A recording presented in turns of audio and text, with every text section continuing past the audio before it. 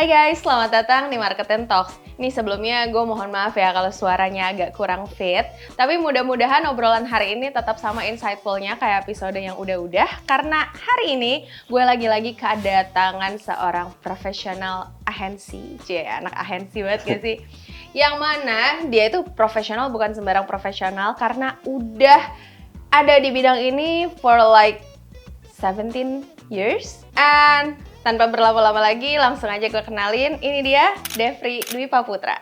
Selama hampir 18 tahun berkarir di dunia marketing dan advertising, nama Devri Dwi Paputra ini bisa dibilang udah tersohor banget guys. Bukan cuma dikenal sebagai orang di balik sejumlah creative campaign yang human-centric and beyond advertising, tapi juga sebagai orang yang udah beberapa kali terpilih menjadi juri di ajang Creative Award bergengsi. Dan ya, dengan pengalaman yang segitu banyaknya, jadi penasaran gak sih sama apa isi kepala pria yang ngakunya full-time bapak-bapak ini?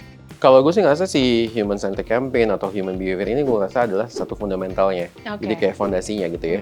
But then pasti banyak lagi yang lain yang gue believe gitu ya. Satu, yang pertama yang gue mungkin sering juga bilang ke tim adalah, lo percaya atau enggak, gue sering banget ke Warmindo. Oh, buat nguping? Buat nguping. Oke. Karena menurut gue, that's the real Gen Z place. Yang mass. Bukan coffee shop? Bukan coffee shop. Ashta SCBD gitu? Karena menurut gue, Gen Z itu tuh nggak Gen Z yang semua lu lihat di SCBD gitu. Gue juga social listening, pasti, Cak. Maksudnya, gue ngelakuin itu semua. Mungkin kadang-kadang istri gue juga gedek ke rumah gue ya, kayak, lo ngapain sih main hard mulu? Tapi gue bacanya komen, gitu. Karena gue pengen tahu reactionnya orang kan, pasti penasaran gitu. Tapi menurut gue, untuk kayak in-depth ketemu orang, itu beda banget. Selain ngasih insight soal understanding human behavior in terms of creating a powerful campaign, gue juga sempat kepo nih sama Mas Devri, especially soal pengalaman yang ngejuri, bahkan sampai pendapatnya soal AI. Dan lo tahu nggak sih apa jawabannya? Jadi menurut gue, gimana caranya kalau kita ngomongin festival tuh lomba ya. Ujung-ujungnya itu kan kompetisi ya. Mau ngomongin citra pariwara, mau sampai yang paling tinggi di Cannes Lions, di NAD, segala macam, yang menilai tuh juri gitu. Tapi Mas, kalau boleh di-share sedikit lebih, bukan konkret sih, lebih detail kali ya. Biasa lu ngobrol, let's say ChatGPT deh, pasti sering pakai dong. Biasa kebiasaan Mas Devri sendiri gimana kalau pakai GPT? Kalau gue lebih ke, udah makan belum, nggak ada cara. Aduh, udah deh, daripada gue terlalu banyak nge-spill keseruan obrolan kali ini, mendingan lo langsung tonton aja talksnya sampai habis and enjoy! Halo Mas Devri, sama Doni. Halo Devri. Ya baru kenalan banget ya. Yeah. Anyway, thank you so much udah menyempatkan waktu di tengah padatnya schedule-mu. Siap. Untuk berbagi, dan hari ini mungkin gue bakal nanya-nanya lebih banyak soal human behavior, customer behavior, dan bagaimana sih kita menggunakan itu, mindset itu di kepala kita, memahami itu untuk akhirnya bisa bikin creative campaign. Oke, tapi mungkin first things first nih. How you describe yourself? Like, sebenarnya kalau gue baru banget kenalan, which is itu beneran baru banget kita kenalan. Coba dong describe yourself supaya gue bisa bener-bener tahu nih, sebenarnya Mas Devri ini siapa sih? Gue kebetulan full time bapak-bapak. Saya part time-nya kerja di agency ya. Jadi gue sekarang kerja di Dentsu. Gue lead hampir seluruh kreatif di Dentsu. Bertanggung jawab buat semua outputnya. Bertanggung jawab terhadap semua komplainan klien juga gitu ya. Tapi ya sehari-hari yang seru adalah ngerjain kerjaan kreatif bareng teman-teman kreatif di kantor sih. Dan gue juga kayak tadi lo bilang, gue udah kerja kurang lebih 17 tahun, mungkin udah mau tahun ke-18 gitu ya di bidang marketing sama advertising. Kenapa bilang marketing? Karena gue pernah berpindah dari agency ke brand satu tech company lah gitu ya. Gue jadi tim brandnya di sana dan gue balik lagi ke agency hari ini buat nge-lead kreatif, itu aja sih. So you are a creative person. Ya, title-nya begitu. Jadi sekarang nge-lead berapa banyak tuh Mas, kalau boleh tahu? Sekarang gue nge-lead kayak ada 9 unit, ada 9 CD gitu ya, di yang kerja bareng gue sehari-hari. Ya kita ngerjain hampir kayak 50-an brand lah, in day to day. Dan itu semuanya ya, maksudnya dari sisi bukan cuma campaign tapi kayak dari copywriting-nya juga kah? Semua. kita creative output, all the Oke. communications gitu, mau event, mau apa, kita banyak juga yang megang beberapa brand yang apa ya, gray market gitu ya. Jadi kerjanya lebih banyak di event instead of kayak di above the line-nya gitu, kayak gitu sih. Oh, oke. Nah, tapi mungkin kalau mundur sedikit kali ya Mas, pengen taunya justru gue sering nanyanya gini, emang kenalan pertama kalinya gimana gitu-gitu Iya. kan. Kayaknya cerita soal itu juga udah banyak. Iya. Tapi mungkin yang lebih mau gue tanyain adalah what makes you stay in this field? Oke, kalau gue sih selalu ngerasa selalu ada yang baru lah setiap tahun. Kalau kita ngomongin bigger picture di industrinya, gue tuh masuk di era yang sangat konvensional. Gue beruntung lah, karena gue dapetin semua transisi. Jadi gue di pertama era konvensional di mana semua orang tuh masih bergerak di area media klasik gitu ya. Print di koran, habis itu ada di TVC, yang ya TV channelnya juga belum ada kayak OTT dan lain-lain gitu, cuma konvensional TV. Habis itu juga masih radio gitu, masih banyak orang-orang dengerin radio. Jadi gue ada di era itu, habis itu shifting ke transisi digital. Nah, transisi digital itu juga pelan-pelan kan. Orang tuh waktu itu ada yang kreatif digital tuh orang ngerasa itu aneh banget, lu kerjanya apa sih gitu kan. Lu hanya bikin konten ya, dan waktu itu kan sosial media belum se-boom sekarang. Dan akhirnya gue dapetin juga transisi di mana era COVID kemarin. Akhirnya percepatan digital tuh berkali-kali lipat dari seharusnya, gitu kan. Jadi menurut gue yang bikin gue stay karena selalu ada yang baru gitu. Selalu ada yang baru itu secara industri ya. Tapi yang lain yang motivasi gue juga penasaran untuk bikin sesuatu yang beyond advertising. Iya, jadi kalau misalnya lo tanya sama gue, apa yang bikin lo stay hari ini adalah karena kalau lo perhatiin beberapa project gue, itu tuh more than iklan TV yang lo lihat atau iklan digital yang lo lihat, gitu sih. Iya.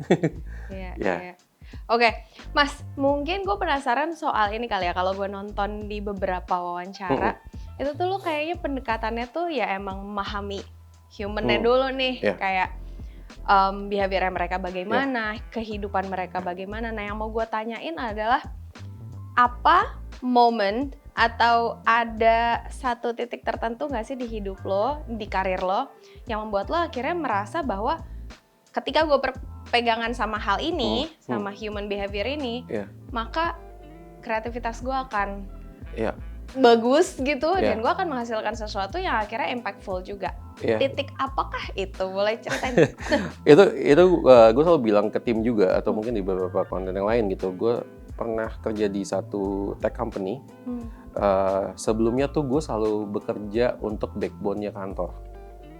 Jadi gue kerja di agensi, gue kerja selalu untuk jadi backbone-nya kantor.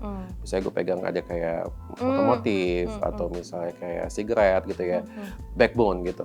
Tapi akhirnya ketika gue ngelihat one day ketika gue pindah ke Bukalapak ini, gue benar-benar bisa in depth sama orang gitu. Gue bisa ngobrol sama orang, karena kebetulan waktu itu gue sempat megangnya tuh warung. Jadi warung Mitra Bukalapak itu menurut gue jadi kayak akhirnya jadi turning points gue gitu. Akhirnya gue bisa melihat apa yang gue kerjain sebagai anak kreatif, itu ternyata punya impact ke orang. Tanpa gue harus jadi kayak pejabat atau apa gitu ya. Jadi gue bisa oh ternyata kerjaan gue tuh punya value ya. Selama ini gue cuma bikin kreatif yang estetik banget, atau misalnya gue bantu kayak klien gue berjualan gitu ya. Which gak ada yang salah di situ. Cuma akhirnya gue melihat kayaknya eranya berubah deh. Eranya tuh sekarang udah mulai dua arah komunikasinya, dan orang tuh lebih pinter gitu untuk memilih apa yang mereka mau dengar gitu kan. Kalau dulu waktu gue bilang sama lo, di era pertama kali gue masuk, gue megang telco yang semuanya satu arah. Kita cuma promo base aja gitu kan. Habis itu kita cuma perang harga gitu. Setiap hari gue bikin iklan tuh perang harga semua. Tapi suatu hari ketika gue masuk ke era yang sekarang, pas masuk ke Bukalapak, gue ngerasa kayak, oh iya orang tuh sekarang jadi real ya sama komunikasi gitu. Mereka tuh sangat mencari apa yang mereka mau lihat gitu. Jadi kalau misalnya cuma, oke lo beli nih barang, kenapa gue harus beli? Ada jutaan barang lain yang dijual gitu kan. Ya kan? Nggak ada hubungannya sama gue, nggak relate sama gue. Jadi akhirnya gue, relevansi itu jadi something yang matters gitu. Boleh ceritain sedikit nggak sih waktu itu tuh sebenarnya bentuknya di exact formatnya tuh apa sih sampai mereka bisa ngerasain kayak gitu dan bikin lo juga jadi kayak wow gitu. Exact formatnya gue cuma jualan promo. Jadi gue bikin iklan promo. Seperti biasa dulu gue di e-commerce. E-commerce tuh saingan lah tuh merah, orange, hijau itu saingan semua lah ya. Akhirnya kita perang promo. Tapi one day gue duduk di acara syuting tersebut gitu. Terus ada orang datengin gue untuk bilang makasih ya mas sudah bantuin kita, anak aku bisa sekolah. Jadi gue ngerasa, oh ternyata this promo ternyata lead to something yang bigger than promo gitu. Ya kan, karena akhirnya warungnya bisa berjualan dan akhirnya oh ternyata gue punya value ya. Walaupun outputnya nggak selamanya kayak oh ini sangat touchy as a human gitu ya, tapi gue akhirnya melihat behind the scene-nya, oh ternyata ini ada maksudnya. Oh iya ya, selama ini yang gue kerjain tuh ternyata ada value-nya. What if gue bikin value-nya tuh lebih tangible, lebih kelihatan lagi buat banyak orang. Jadi gue di situ gue ngerasa oke, ini cuma itu produksinya murah banget Ca. Super murah gitu. Biasanya gue produksi MM-an. Di situ gue produksi kayak nggak nyampe 20 juta gitu kan. Tapi gue ngerasa oh ternyata dalam produksi sekecil ini gue bisa dapat hatinya ibu ini gitu. Gitu. Jadi kalau misalnya ada orang tanya kerjaan yang mana sih Dev? Enggak, kerjanya promo gitu. Tapi behind the scene-nya akhirnya kayak bangunin gue dari apa yang gue lakuin gitu. Akhirnya gue rasa oke, next if gue balik ke agency pun gue harus bikin sesuatu yang lebih real instead of cuma berjualan. Gitu. Itu sih akhirnya tekad gue adalah gue pengen dapetin ibu-ibu ini yang lain yang ngomong ke gue.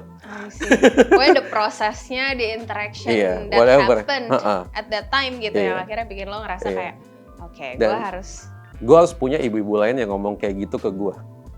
Atau ke tim gue. Dan itu terjadilah hari ini gitu. Dari banyaknya lagi klien-klien atau orang-orang. Dan banyak lagi kerjaan-kerjaan yang gue build yang lebih ke human centric gitu.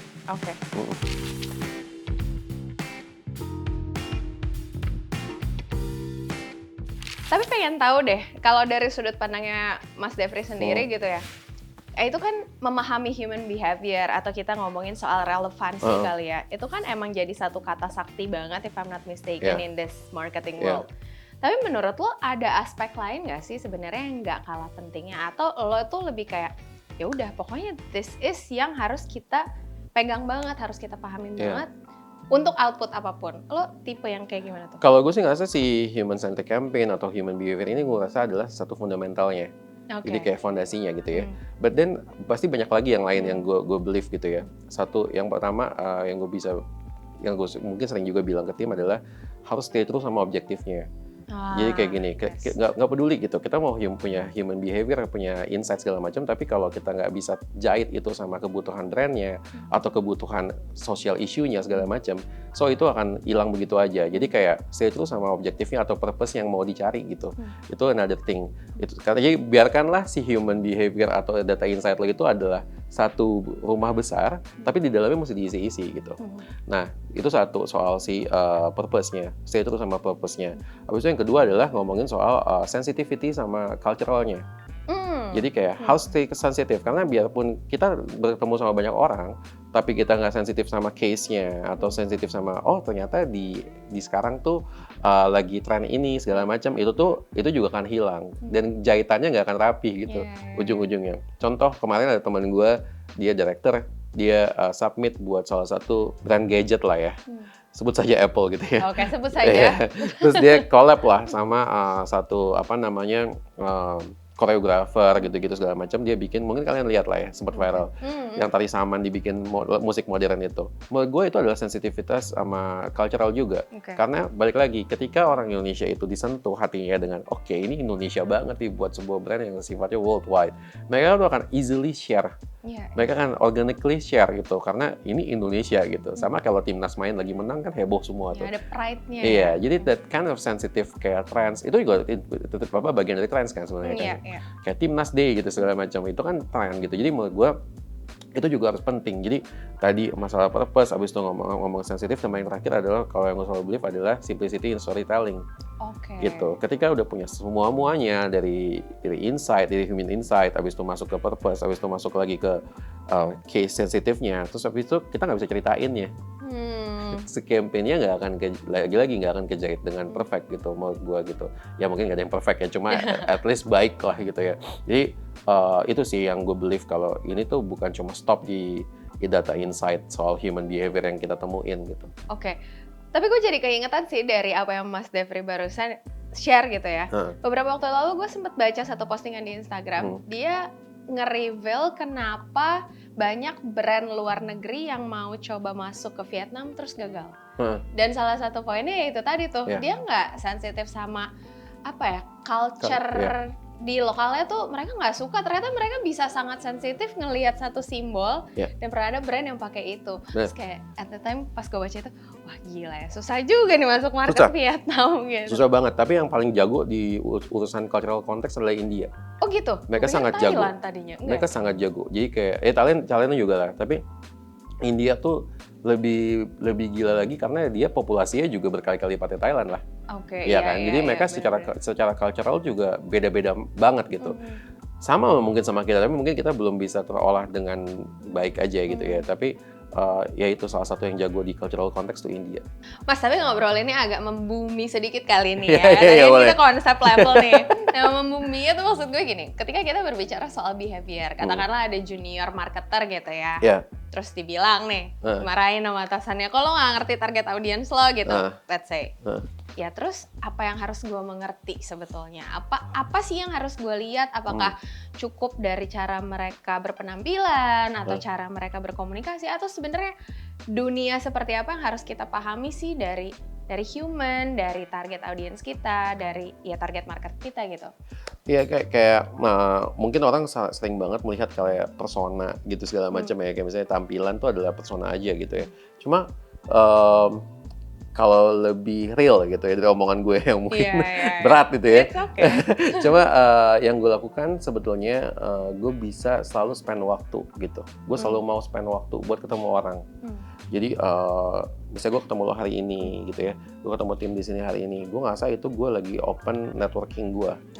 Dan itu gue lagi membawa diri gue untuk mengobservasi kalian semua. Ngeri ya. Tapi enggak, maksud gue yang harus dilihat adalah gimana caranya orang itu bisa menjawab terhadap sesuatu gitu. Misalnya lo lagi ngobrol sama teman lo, terus habis itu gue cuma duduk di sampingnya, terus gue ngeliat ternyata si Ica orangnya kayak gini, si B orangnya kayak gini gitu ya. Dan di situ gue bisa membaca kalau emang ternyata dia lagi tertarik banget sama konteksnya, misalnya dia lagi suka banget kayak film perang-perangan gitu misalnya. Itu kan gue bisa dengar gitu di situ.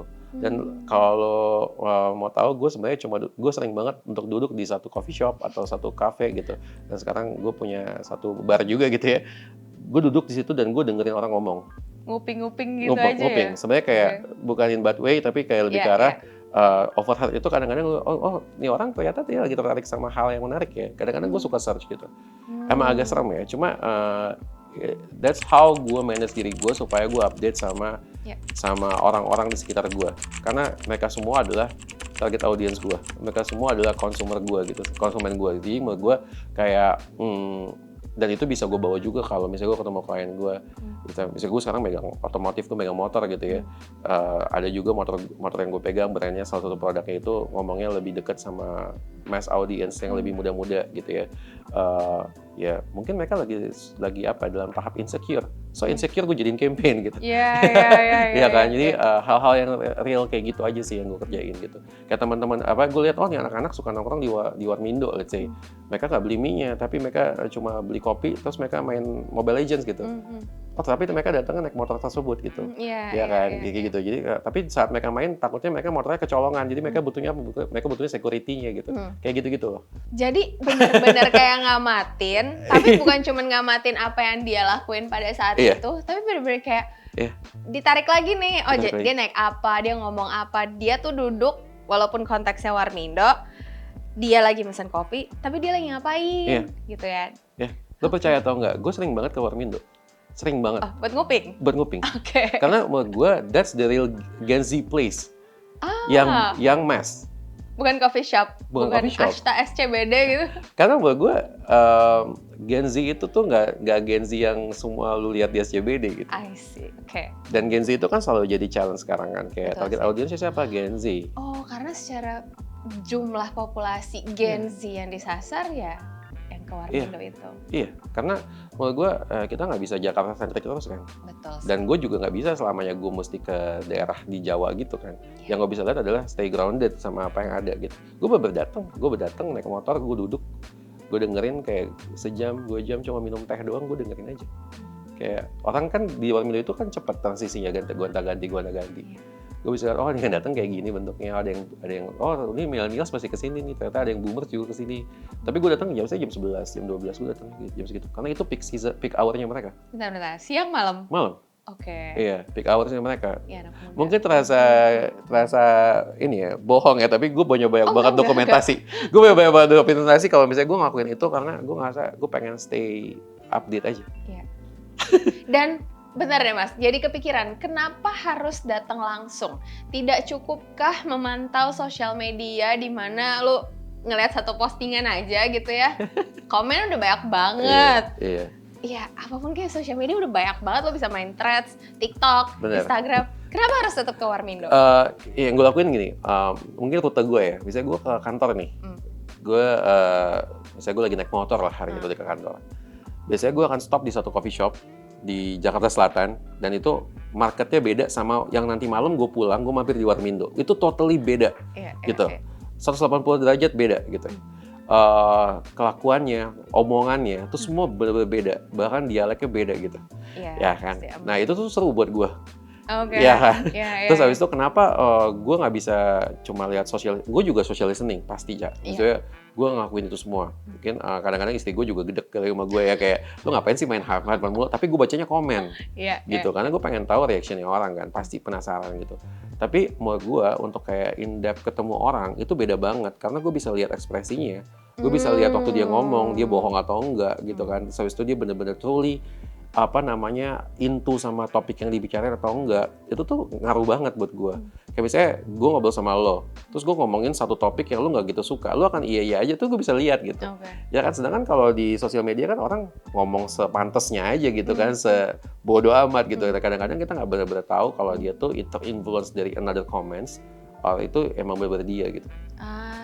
Jadi ada sisi genuine-nya yang cuma bisa lo tangkap ketika lo ngeliat langsung. Itu kata-kata yang bener genuine-nya itu. Oke. Iya. Wah, dari tadi gue dibaca nih kayaknya. Serem juga nih ya. Iya. But anyway, Mas pengen tahu deh. Tadi kan udah jelasin soal human behavior gitu ya. Cuma terus tadi lo juga udah sempat mention soal that sensitivity, purpose, sama cultural storytelling, simplicity-nya. Mau masuk ke proses. Bagaimana kemudian lo selama ini 17 tahun ini menerjemahkan itu semua, hasil temuan, hasil belanja ya, gue suka banget sama terminologi hasil belanja, belanja temuan gitu. Menarik. Hasil belanja lo itu objektifnya si klien, let's say, atau objektif satu campaign yang pengen lo lagi rancang nih. Terus ditambah simplicity-nya juga, mungkin sensitivity yang lo punya juga. Bagaimana lo kemudian meramu ini semua, menerjemahkan itu semua, sampai akhirnya jadilah satu output kreatif yang let's say, ya diomongin, impactful, viral itu bonus, mungkin menang award juga. Kok bisa? Boleh mungkin pakai study case biar lebih, case study biar lebih simple, 1 atau 2, yang akhirnya bisa bikin gue at least nangkep nih, oh ternyata proses yang dikerjain Mas Devri tuh gini ya. Gue tuh selalu merasa kreatif itu pekerjaan holistik gitu, ya kan. Entah tim kreatifnya, entah kayak kliennya, dan juga supporting tim di belakangnya gitu ya. Terus terang dari 17 tahun gue kerja, itu gue mengalami fase yang berbeda-beda. Sampai at this point gue akhirnya punya flexibility untuk kayak membuat direction lah ya, intinya gitu. Jadi yang gue lakuin sebenarnya adalah gue selalu berusaha untuk mengembalikan ketika terminologi yang muncul tuh terlalu smart lah buat gue. Karena terminologi itu reflecting apa yang kita temuin hasil belanja tadi, ya kan, data insight dan lain-lain. Jadi menurut gue selalu mencoba untuk menerjemahkan itu dalam bahasa yang sangat gampang, sehingga kita bisa jual ke klien, sehingga klien itu bisa mengerti, yang kita mau lakukan adalah ABCD. To be honest, apakah 100% berhasil? Tidak. Ya, tapi kan namanya juga ikhtiar ya, berusaha gitu ya. Jadi kayak akhirnya, tapi itu gue selalu mengencourage tim gue untuk selalu melakukan hal tersebut, gitu. Ada beberapa yang kita nggak harus win the battle, dalam artian kayak, oh ya udah ternyata ini hanya kita berbicara promo, so let's stay on promo, gitu ya. Tapi ada beberapa yang bisa kita push another thing, itu bisa kita coba kerjain. Contohnya adalah yang kita lakuin buat Serasoft dari Lionwings gitu. Itu kebetulan klien gue cukup lama, dan waktu itu gue dapet challenge untuk kayak, kita bisa bikin something yang lebih bisa dapetin talkability. Tapi ternyata briefnya adalah brief promo. Iya kan? Nah brief promo itu akhirnya kita coba terjemahin dari sesuatu yang lebih dekat sama manusianya. Akhirnya insight yang teman-teman dapat hasil belanjanya adalah ketika kita bangun pagi kita suka tidur sama handphone kita. Ya, kita suka tidur sama ketiduran sama handphone kita. Dan kita ketika bangun pagi, mungkin kalian bisa cek ya di handphone kalian suka ada rambut di handphone. Sekalian suka swipe begitu aja kan. Dan akhirnya produk yang kita jual memang adalah shampoo plus serum untuk anti hair fall supaya ini ya nggak rontok lah. Akhirnya kita coba pakai behavior itu untuk add promo kita supaya lebih excited lah, ada excitementnya lah. Akhirnya bannernya adalah bentuknya rambut. Ketika di swipe promo itu keluar. Yes, dan itu yang kita lakukan. Jadi akhirnya kita dapetin visibility di banyak banget website, microsite gitu ya. Sehingga pas mereka lihat ini apaan sih ini? Pas di swipe akhirnya promo itu mereka bisa redeem supaya kita bisa industrial karena itu produknya baru. Orang mesti cobain gitu, intinya gitu. Jadi mereka langsung bisa easily check out di e-commerce lah dengan diskon 40%. Kayak gitu. Simply karena bannernya bentuk rambut. Mas, actually gue pikir lo bakal ngaitin atau cerita yang soal Samsonite kemarin sih. Gue baru banget dapet gitu ya pas nonton kayak bentar. Ini kok kayak nggak ada promo-promonya ya? Iya, nggak ada promonya. Dan pertanyaan paling mendasarnya lagi nih Mas, sorry banget nih ya. Yang ada di pikiran gue saat nonton itu adalah emang ini kerjaan agensi ya? Gitu. Boleh jelasin soal itu nggak? Karena menurut gue itu kayak bener-bener beyond banget gitu. Sebetulnya tadi kenapa gue cerita itu supaya kalian dapetin landscape kalau gue kerjain dari A to Z. Oh iya benar. Jadi kayak bahkan promo pun bisa diinjek something yang berhubungan sama human behavior gitu kan. Tapi kalau kita ngomongin Samsonite tuh unik banget kerjaannya karena kayak tadi gue bilang di awal, gue pengennya teman-teman gue di kantor sekarang, anak-anak di kantor adalah anak-anak yang bisa bekerja dari beyond advertising. Jadi mereka punya semacam day-to-day work-nya mereka, but then ketika kita push to another project atau kita punya chance buat ngegedein project-nya, gue akan push itu jauh dari advertising. Jadi kalau misalnya pertama kali lihat, ini kerjaan anak agency, pasti orang-orang mikirnya enggak gitu. Karena to be honest, kita kerja sama arsitek. Jadi that's a real brief dari klien gue, Samsonite. 100% pakai uangnya klien. Itu full funded by clients gitu pokoknya. Dan alhamdulillah banget, gue thankful banget gue punya klien ke mereka yang emang sangat suportif dan sangat percaya sama kita gitu. Terbuka juga kali ya? Sangat terbuka. Jadi intinya gitu. Itu sebenarnya promo, Cak. Iya pasti. Tapi ada outputnya gitu. Jadi itu sebenarnya adalah promo trade-in program. Lagi-lagi sama 40% kayak Terrasoft tadi. Jadi 40% ketika nanti jadi promo nih gue. Jadi kalau misalnya setiap bulan September Oktober di semua Samsonite itu kalian bisa bawa koper kalian merek apapun untuk ditukar dengan Samsonite dengan potongan harga 40%. But then jadi another problem. Koper-koper bekas itu jadi menumpuk lah di gudangnya mereka. Mereka kasihlah brief ke kita. Yang kita lakukan adalah let's make things supaya orang benar-benar bisa dan mau connect sama promo ini karena mereka ngerasa mereka punya sumbang sih terhadap lingkungannya. Nah itu yang kita lakukan. Akhirnya gue inspired by satu project. Dulu gue ngefans banget sama orang gitu ya, panggilannya Elvis gitu ya di industri orang luar. Dia bikin satu campaign Heaven and Hell. Samsonite juga. Jadi print ad waktu itu 2011. Jadi print ad atasnya putih, bawahnya merah. Atasnya tuh orang di heaven, bawahnya orang di hell gitu. Jadi orang naik pesawat lagi pada minum wine enjoy flightnya mereka, tapi di bawah tuh kopernya hancur gitu. Lagi di hell gitu. Jadi itu heaven and hell gitu. Terus akhirnya gue mikir di tahun 2024 itu gue berpikir gue kayak tahu ada satu campaign yang membekas di kepala gue dan akhirnya gue kayak bisa reformat itu. Akhirnya reformat adalah let's make Heaven and Hell 3.0 gitu. Akhirnya dibikin ada orang terbang tapi pasti ada negative impact di bawah. Nah, ketika lu go flight, lu terbang, take off, atau lu mau landing, itu ada negative impact di sekolah dekat situ. Nah, akhirnya lu percaya atau enggak, gue sama tim keliling sekolah-sekolah di Cengkareng, gue duduk di sekolahnya. Dan akhirnya kita, kayaknya kita bisa untuk reduce this negative impact karena mereka benar-benar berhenti belajar setiap 5 menit. Setiap pesawat lewat? Setiap pesawat lewat. Dan itu setiap 5 menit sekali. Berhenti. Kapan belajarnya? Iya. Ya kan, so akhirnya gue duduklah ke situ, gue ngobrol sama kepala sekolahnya, gue ke kementerian buat minta izin karena itu sekolah negeri. Dan gue nggak tahu gimana, gue selalu bilang sama tim kalau emang semesta mendukung ini semua akan lancar. Ini gue buka, semua diizinin akhirnya. Gue dapet izinnya, udah campaign-nya launch, gue kerja sama arsitek lumayan famous lah di Jakarta dan mereka willing to help gitu ya. Once launch di bulan Desember gitu ya, Oktober-Desember lah kita tenggatnya. Tiba-tiba organik kontennya naik di bulan Februari dan itu viral banget.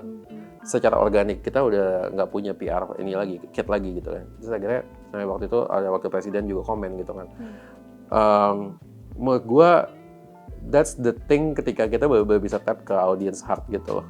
Walaupun itu satu sekolah, tapi akhirnya Samsonite dapat telepon dari banyak orang-orang, boleh nggak di sekolah gue dibikinin, boleh nggak sekolah ini bikinin segala macam. Dan tahun ini kita akan extend.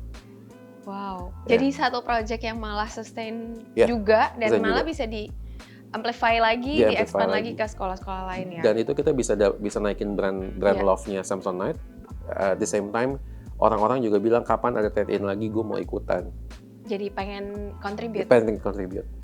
Mas, tapi penasaran deh. Maksudnya, semua ini sorry banget kalau rada receh ya, tapi gue penasaran gini, ketika lo pengen identify that negative impact, kan lo akhirnya berkeliling lingkungan, lo memilih sekolah gitu ya.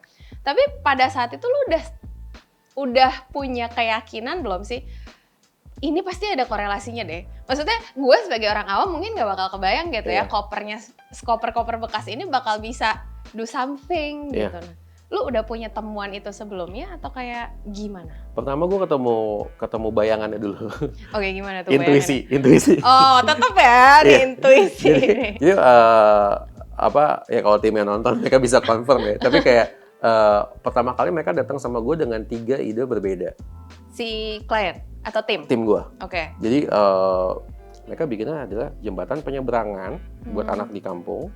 Habis itu ada kayak filter sampah. Ini gue buka aja nggak apa-apa. Ada filter sampah yang kayak di Pandawara bikin itu buat filter gitu. Habis itu satu lagi adalah bikin buat nge-reduce polusi using billboard lah intinya gitu. Atau tanaman-tanaman gitu. Terus gue mikir ini nggak ada semuanya nggak ada hubungannya sama traveling. Nah, tadi gue bilang yang tadi di awal balik lagi adalah berhubungan sama si purpose-nya atau misalnya brand objektifnya apa. Samsonite pada dasarnya adalah brand buat traveling. Dia tuh protect your luggage selama ini gitu. Protect your belongings di dalam situ kan. Gimana kalau misalnya kita protect the students now? Gitu akhirnya. The line adalah itu gitu. What if kita protect the students gitu. Jadi kita extend lah. Si Samsonite ini purpose-nya jadi yang lain. Tapi tetap sama-sama protecting gitu. Gitu. Tarik napas dulu boleh ya? Boleh. Ini, aduh, gue jadi kayak pengen magang nih kayaknya di tempat kerja Anda nih, Mas. Ya, tapi baik lagi karena menurut gue, klien gue super banget sih. Karena pas gue datang, mereka nanya gini, kan gue presentnya juga ke regional kan. Karena keputusan akhirnya bukan di lokal. Mereka, karena brand ini kan, brand gede kan. Ini udah pernah dibikin belum? Belum. Terus mereka bilang, how we can prove it? Kalau ini tuh bisa turun sampai segitu banyak, kita cut sampai 40 desibel. Terus kita bilang, kita bisa cari caranya, gitu kan. Dan ya kayak gue bilang, super banget sampai mereka bisa ngizinin ini berjalan gitu. Dan akhirnya it's proven. Let's go with it. Dan hasilnya, kemarin gue pas nonton juga, gila ternyata bisa ya. Dan mereka kesana semuanya. Klien gue akhirnya kesana studi tour. Mereka duduk di kelas-kelas, ya experience itu sih. Iya. Wow. Mas, balik ke pertanyaan dasar ya. Kalau dari tadi yang lo ceritakan selalu ada apa ya? Mungkin gue tuh selalu suka sama kata sensations gitu. Ya experience atau impression. Tapi sensasinya mungkin ketika ngelihat satu campaign, kok bisa ya, kok bagus ya, kok dia ngerti gue banget ya gitu kan. Ada sensasi itulah. Terlepas dari itu bisa diasosiasikan dengan kata emosional atau enggak. Tapi pertanyaan gue adalah, apakah semua campaign memang harus bisa menghasilkan that sensation, atau ya udah pesannya nyampe aja cukup deh. Masa itu bare minimum deh gitu. Atau emang menurut lo sendiri enggak, di tim gue yang wajib ya lo harus mikirin sampai that point gitu. Dan bagaimana insight yang lo bisa kasih ke advertiser atau pekerja agensi di luar sana gitu, mindsetnya harus kayak gimana sih? Kalau gue sih selalu ngasih mindset ke, at least ke -1 gue, kayak tim leadernya gitu ya. Terus saya bilang kayak, lu mesti selalu bisa read in the air gitu. Read in the air-nya dalam artian kayak, ketika lu harus win the battle, lu go for it. Kalau lu ngerasa kayak, oke, this is yang sesuatu yang menurut gue harus kita selesaikan, ya udah selesaikan. Gitu. Jadi gue nggak ngoyo juga kayak, lu semua harus bikin kayak gini. Tapi menurut gue, selama ini semua relevan dan orang bisa terima, let's go for it gitu ya. Tapi kalau gue ngeliat, ini kayak gue bisa push jauh banget nih, gitu. Okay. Iya kan, gue bisa sense ini kayak bisa jauh banget dan gue akan push sejauh-jauhnya gitu. Jadi sejauh-jauhnya sampai akhirnya mereka pada takut biasanya. Kayak bikin Samsonite itu pada takut tim gue. Sebenarnya kayak, Dev lu beneran mau bikin kayak gini? Iya, gue beneran mau bikin kayak gini. Karena kalau lo mau tahu kita cuma bikin dalam waktu 4 bulan. Itu cepet ya hitungannya? Karena kita pakai kontraktor. Okay. Jadi kita pakai banyak banget party. Kalau misalnya kita coba bikin konten 4 bulan tuh lama banget ya. Cuma kita renovasi sekolah ya.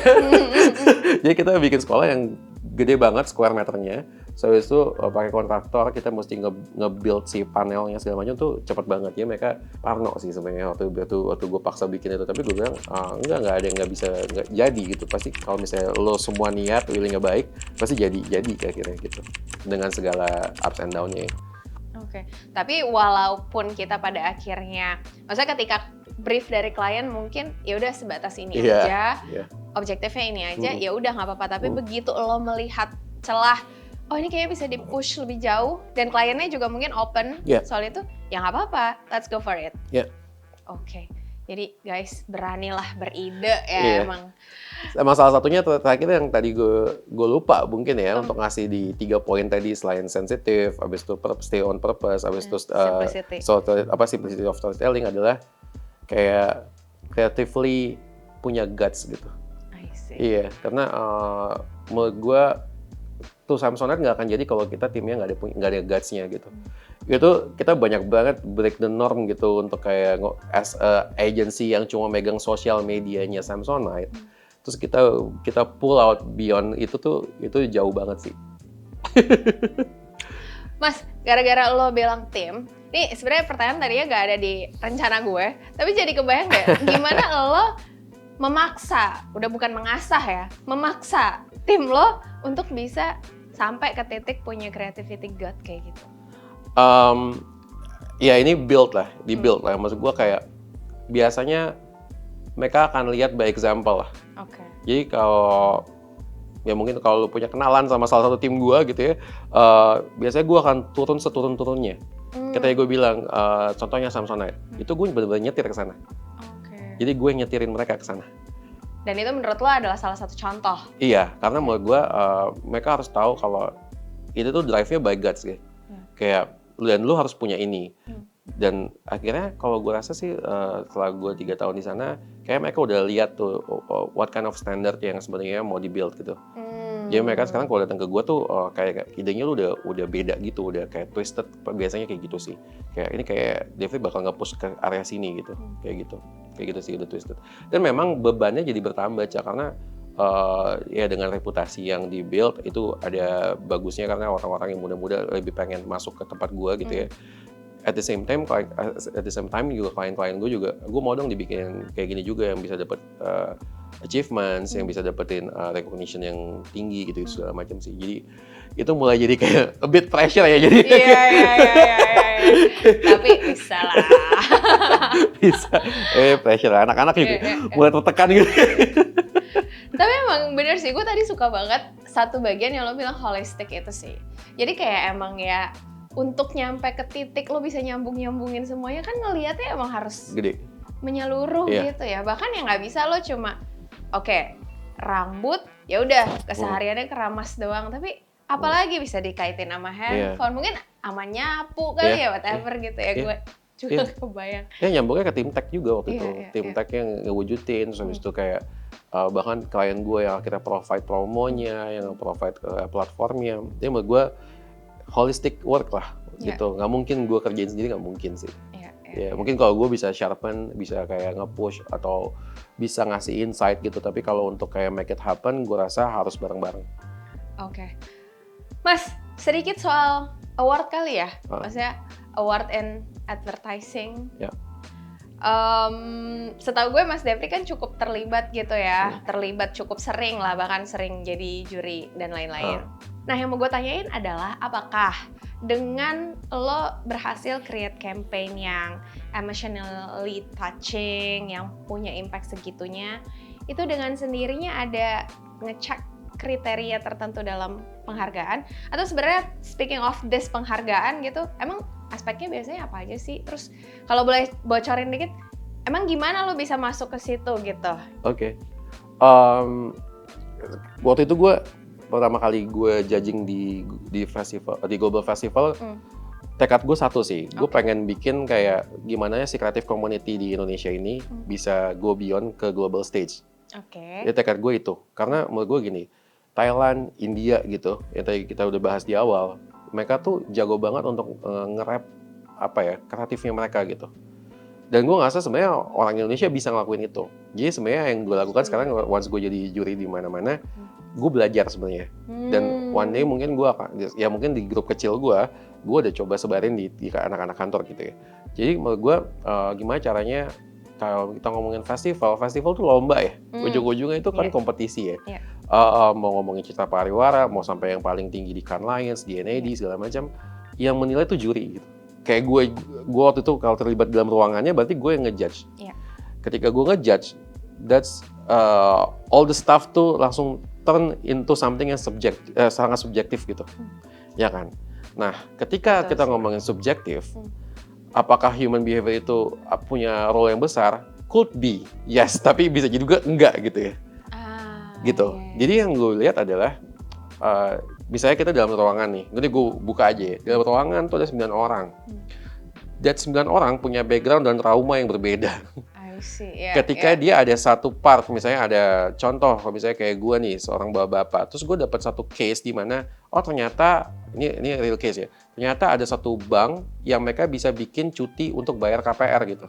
Once anak lu lahir, dia bikin satu klausul gitu, nggak apa-apa, lu cuti 3 bulan.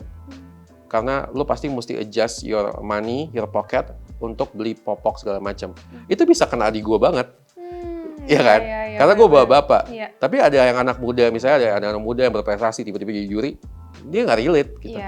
Nah, jadi menurut gue, it's tough competition sih. Karena dari 9 orang itu mereka punya, ya tadi gue bilang background dan trauma berbeda-beda. Jadi kalau bilang, apakah ketika kita go sama the human centric campaign, so itu akan purely menang the game? Nggak juga. Gitu. Ada juga yang orang, misalnya satu case, gue pernah juga di satu ruangan yang emang, oke, kita drop all the social issue ya, jadi social issue nggak bisa menang. Stop di shortlist atau stop di silver gitu, karena mereka cari yang sangat product centric gitu. Karena kita sangat boring sama sesuatu yang social issue atau semua yang NGO driven gitu. Ya udah, jadi sebenarnya agak susah dibaca gitu. Iya.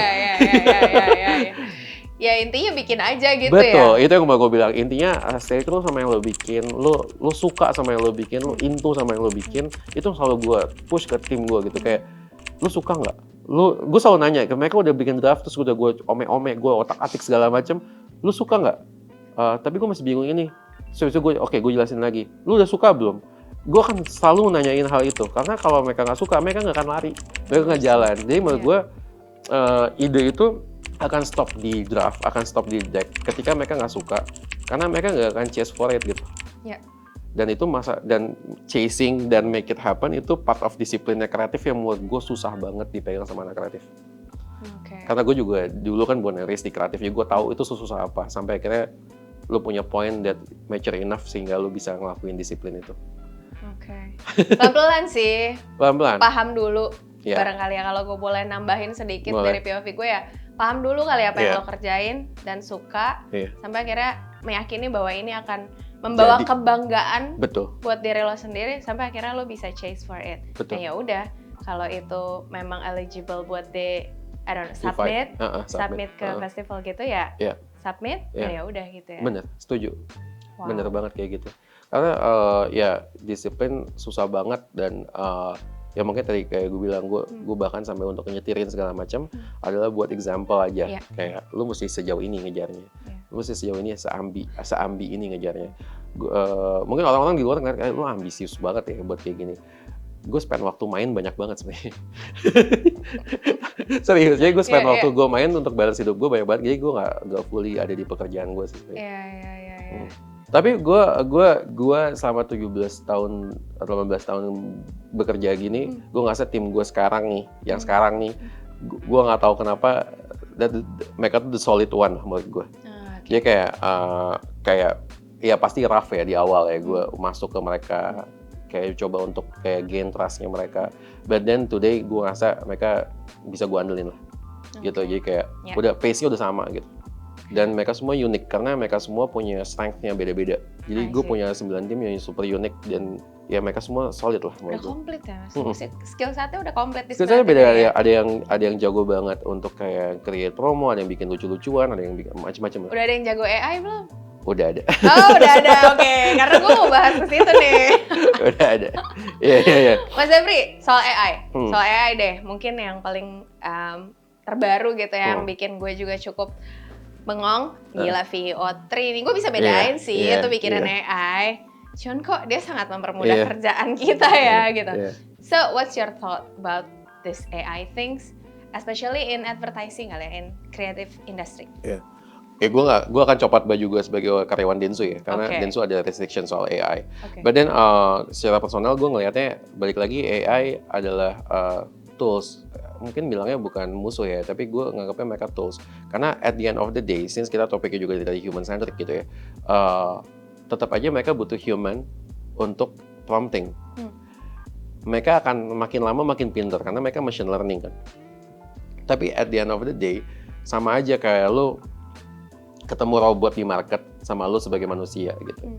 Mereka pinter, 2 kali lebih pinter daripada lo gitu. Tapi ketika lo ngomongin feeling, mereka nggak akan punya feelingnya, mereka nggak punya rasanya gitu. Jadi menurut gue prompting itu adalah di mana lo bisa add rasanya gitu.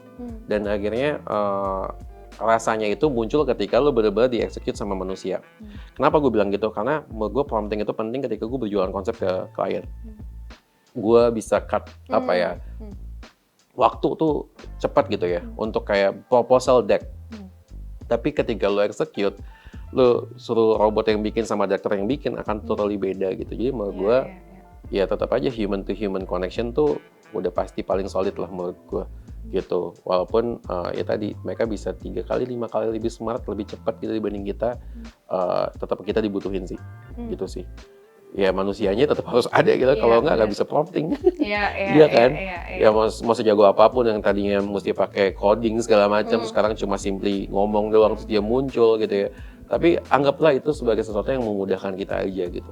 Stay di situ gitu menurut gue. Tapi mas kalau boleh di-share sedikit lebih, bukan konkret sih, lebih detail kali ya. Biasanya lu ngobrol, let's say ChatGPT deh, pasti sering pakai dong. Lu ngobrol sama dia tuh biasanya tuh kayak gimana tuh? Lu pertama akan ngasih prompt seperti apa, terus pasti dia akan bales, terus lu akan ngapain? Apakah men-challenge dia atau justru dari apa yang udah di-share sama dia, ya lu tinggal elaborate lagi nih dengan pakai sifal lo. Biasa kebiasaan Mas Zefri sendiri gimana kalau pakai GPT? Kalau gue lebih ke udah makan belum nggak cara. Perhatian sekali. lebih intimate ya. Tapi yang gue lakukan sebenarnya gini, gue biasanya mendouble check. Jadi kayak mungkin bahasa lo tadi adalah mengelaborasikan dari situ ya. Cuma kalau gue double check, biasanya gue ketemu lo hari ini, terus gue ngelihat kayaknya dia suka ABCD, terus gue tanya lah sama ChatGPT, let's say gitu ya, emang orang dengan segmen ini dengan persona kayak gini, dia beneran suka kayak gini ya gitu. Ya mungkin gue bukan elaborasi, tapi gue lebih ke double check aja sih, lebih ke mungkin mengkonfirmasi sedikit apakah ini benar-benar banyak orang kayak lo atau mungkin di negara belahan lain kan ada orang yang prompting yang nyari orang kayak lu juga gitu ya. Jadi itu sih yang gue baca gitu. Jadi kalau misalnya gue start, tolong dong bikin gue ide, enggak sih gitu. Jadi itu nggak gue lakukan. Mungkin yang lain ngelakuin. Cuma kalau gue, yang gue tanya adalah misalnya Samsonite kayak pertama kali gue tanya, ini tuh beneran nggak sih si panel ini bisa ready suara gitu. Itu gue coba tanya ke situ. Dan jawabannya bisa? Jawabannya bisa kalau misalnya ada A, B, C, D, E, F, G, H gitu. Dan akhirnya gue consult sama si sound engineer sama arsitek. Dan akhirnya resultnya mungkin ada beberapa yang benar, ada beberapa enggak. Gitu. Tapi sebagai inisialnya, gue tuh udah bisa, kayaknya ini bisa nih gitu. Bisa buat convince gue aja untuk maju gitu. Tapi dan yang mengolah kan mereka lagi, manusia lagi gitu. Mungkin bukan brainstorming partner juga, tapi kayak kata lo dia tools. Terus teman yang kayak kita bisa konsul kali kayak nanyain ide kita, menurut lo gimana? Kalau gue mau ke arah sini, menurut lo gimana? Tapi at the end of the day, kita yang as initial aja, tapi at the end of the day ya kita yang sortir lah.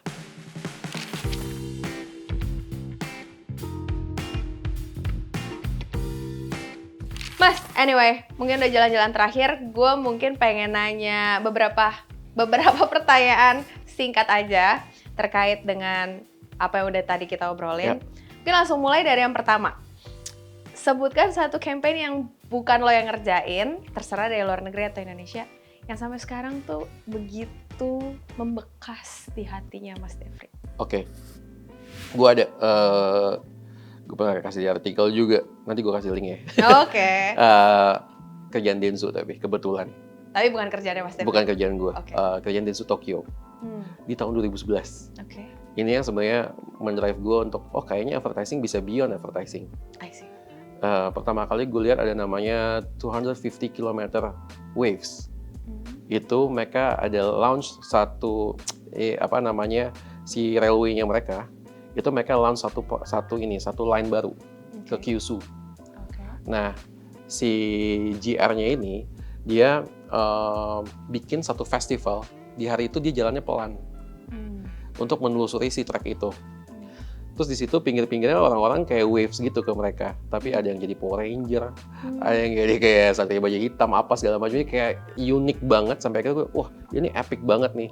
Dan gue ngerasa kayak, ternyata advertising bisa dibuat lebih daripada advertising yang gue lihat selama ini di era itu ya. Sampai hari ini gue masih bekas banget sih. Nanti lo bisa lihat. Dan sensation juga yang membekas ya. Sampai akhirnya bikin lo bisa bilang, kalau bisa push, mari kita push. Iya, so menurut gue itu epicnya dapet, terus habis itu kayak lu dapetin antusiasnya orang untuk punya satu line baru gitu. Itu aja sih menurut gue, simple banget ya purpose-nya gitu. Tapi orang bisa segitu anticipate kerjaan itu gitu. Wow. Dan sampai sekarang masih jadi kliennya Dentsu. Oh iya? Dentsu Tokyo? Iya, Dentsu Tokyo. Okay.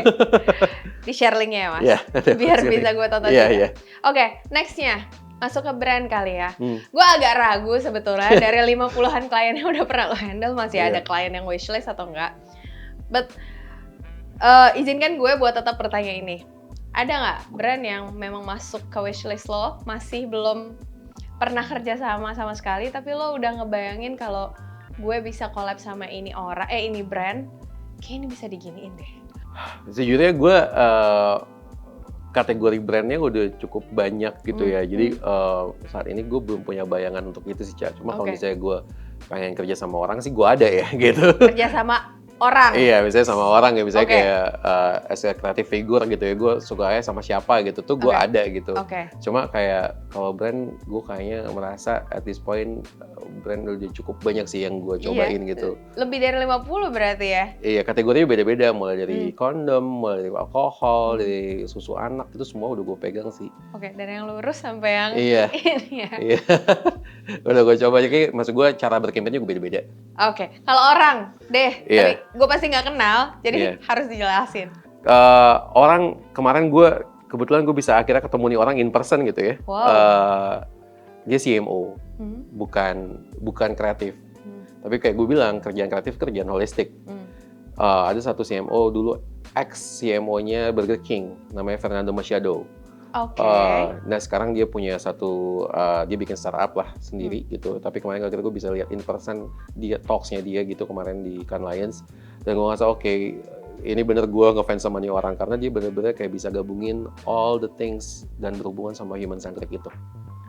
Iya, karena campaign Burger King ya mostly ngomongin soal promo, tapi dia bisa add sensation tadi yang lu bilang ke situ juga dengan lihat nih ternyata as a CMO dia sangat open minded sama kreatif dan sangat beban pasti buat kreatif timnya.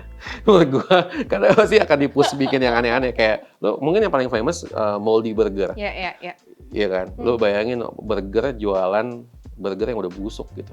Ya kan? Yang ditungguin sampai berapa hari itu kan? Sampai kemana-mana sampai jamuran. Jadi menurut gua itu beyond sih. Wow. Iya, gue tuh suka bertanya-tanya orang tuh pada makan apa, nonton apa, baca apa. Mas Devri bacanya apa, nontonnya apa? Sampai bisa kreatif. Baca dan menonton TikTok. Selain nongkrong di Warmindo ya.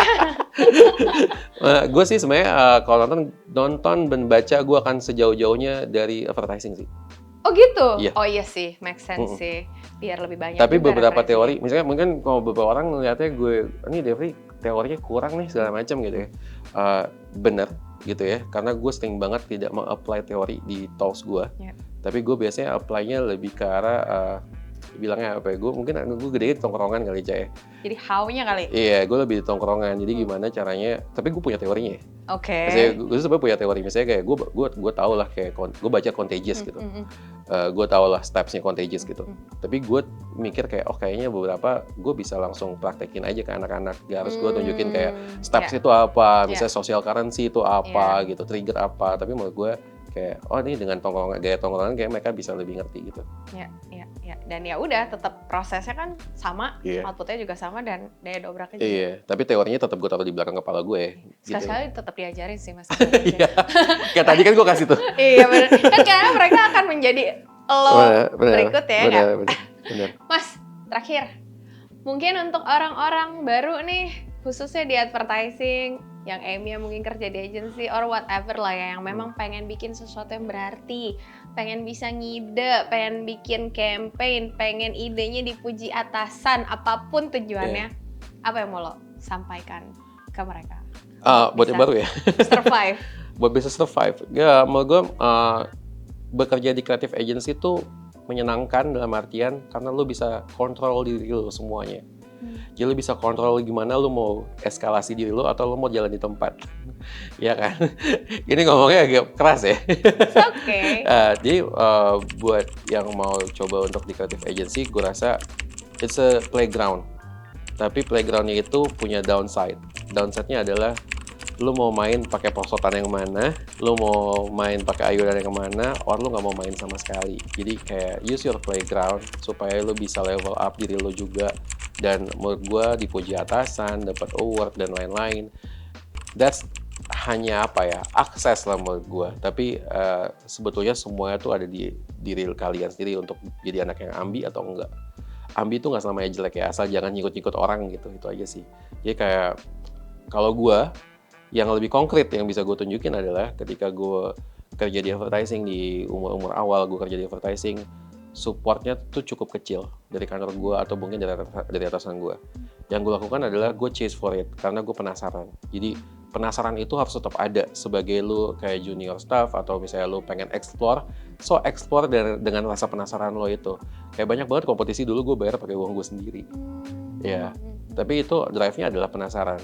Jadi dan dari penasaran itu akhirnya lo bisa gain more. Gain more-nya itu adalah ya udah lo bisa dapetin experience dan experience itu melatih otak sebenarnya. Gitu. Jadi kreatif tuh bukan cuma gaya doang, personanya aja keren, anak skena or something, tapi dan harus dicoba untuk kayak sisi penasaran tuh ekspornya tuh mesti gede banget sih.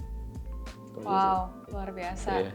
Gue kayaknya udah nggak bisa merangkum apa yang udah lo bagikan dari tadi. Bukan, karena udah terlalu insightful semua, jadi bingung nih mau picking yang mana. But thank you so much, terima kasih, Mas Devri, untuk waktu dan segala insight-nya. Terima kasih. Dan thank you buat kalian semua yang udah nonton. Gue yakin banget obrolan dari tadi sangat-sangat insightful, apalagi buat kalian yang memang pengen jadi a creative person atau pengen berkarir di industri ini. So, jangan lupa kalau ada bagian yang lo skip-skip dari tadi, silakan tonton ulang. Dan jangan lupa mampir juga ke video marketing lainnya. Terakhir, jangan lupa subscribe ya guys. See you in the next video. Bye!